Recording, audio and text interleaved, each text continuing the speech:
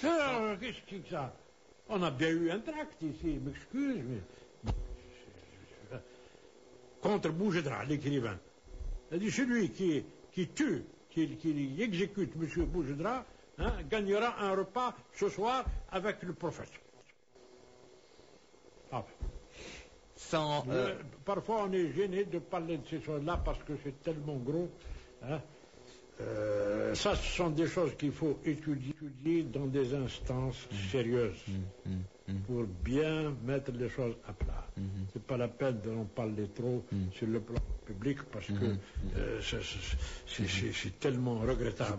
Je comprends, monsieur le Premier ministre. Non, mais je comprends parfaitement. Par rapport... Revenons, monsieur Reda Malek, à la question de l'islam politique. On vient de l'aborder. Oui, non, mais justement, pour essayer de préciser un petit peu encore les choses. Oui. Alors, votre position par rapport à cette question, donc, est sans embâche, sans ambiguïté. Donc, c'est un principe pour vous à caractère stratégique que de dire que la religion doit être impérativement mise à l'abri de l'instrumentalisation politique, n'est-ce pas? Absolument. Et ceci pour sauvegarder un État républicain. Alors pour vous, la République ne peut en aucun cas, ce que vous disiez dans ce livre, s'accommoder d'un islam idéologisé. Qu'en est-il des partis, pas islamistes, mais islamiques, qui continuent à activer aujourd'hui sur la scène politique nationale? Quels sont ces partis islamiques? Hamas. C'est des partis islamistes, pas islamiques. D'accord. Vous n'établissez pas de nuance. Ils sont idéologisés. Vous écoutez Al-Jishan 3, l'appel à la prière d'Al-Asr. Dans votre ouvrage, un lien organique que vous qualifiez d'organique entre l'islam idéologisé et la violence terroriste, monsieur Reda Malek. Oui, ça aboutit à ça. C'est clair. Dans tous les cas de figure. Oui, parce que c'est à l'origine, c'était ça, avec Hassan el-Benna, etc. C'est comme ça. Le Coran et l'épée. Il y a eu à un moment donné, quand le gouvernement, un inspecteur de l'enseignement qui a fait une directive au chef d'établissement pour dire il y a des hadiths qui sont bons, il y a des hadiths qui sont mauvais. Il y a des hadiths qui sont vrais, il y a des hadiths... Alors, il a cité un hadith. Ça, c'est authentique, je ne sais pas, je dois avoir là. Alors, qu'il dit, le hadith qui consiste à dire Al-Jannatu tahta aqdamil ummahat est faux. Le vrai hadith, Al-Jannatu ala haddiouf. Ça, c'est authentique. Si je ne vous raconte pas de blague, j'ai le texte, je peux le dire. C'est regrettable. Alors, voilà la violence. C'est regrettable. Voilà. Vous avez compris ce que c'est la violence du discours aboutit à la violence tout court. Il y a un discours violent. Et comme le disait l'autre, il y a ceux qui égorgent avec le pot, et il y a ceux qui égorgent avec le coton. Oui, complètement. Monsieur Reda Malek, vos détracteurs vous accusaient, je ne sais pas s'ils le font toujours, en tout cas vous accusaient à l'époque où vous étiez donc au pouvoir d'être un éradicateur. Est-ce que vous réfutez cette accusation? Le mot éradicateur est une invention des journaux français. Là, on a venu l'appliquer ici, et éradiquer. C'est-à-dire, dans le sens, ils ont voulu lui donner une connotation de violence aussi, n'est-ce pas? C'est cela, oui. C'est pas ça, le problème n'est pas là.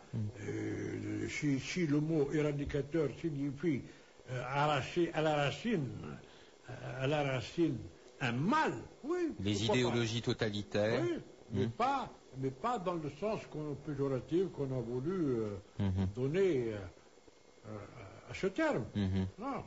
Nous sommes pour la loi, il faut appliquer la loi. Il y a des lois, je suis contre les exécutions sommaires, et quand j'étais au gouvernement, j'ai dit, quand on attrape un terroriste, il ne faut pas l'exécuter, il faut l'arrêter, il faut le passer en jugement. Il faut appliquer la loi. C'est tout. Si appliquer la loi, c'est être éradicateur, alors je suis éradicateur. Mais j'applique la loi, c'est tout. Pas de... La fameuse phrase, excusez-moi d'y revenir, c'est des lieux communs, mais bon, peut-être que il est bon d'en préciser justement le contenu. La phrase que vous avez prononcée lors des obsèques de Alioula, la peur doit changer de Bien camp. sûr, Oui. bien sûr. Pourquoi je dis ça? Parce que, à ce moment-là, après les assassinats Des intellectuels. d'un tas de valeurs intellectuelles, on était au gouvernement quand on a assassiné Ashla Mhm. et son fils Oui. dans son bureau à l'école des Beaux-Arts. Mal. Un chef du gouvernement va-t-il rester les bras croisés à regarder, hein? Ou bien quand on tue un bourg qui était un ami, on l'attache à une chaise et on l'égorge. Et ses enfants et sa femme à côté en train de crier. Qu'est-ce que c'est ça? Qu'est-ce que c'est? Ça, c'est des choses inacceptables qu'on est obligé de dénoncer. Ou alors là, il ne faut pas être au gouvernement, il faut partir. Voilà. Il a dit non. Il n'est pas question d'avoir peur, il faut tenir le coup. On a voulu bloquer les agents d'impôts, Des d'impôts.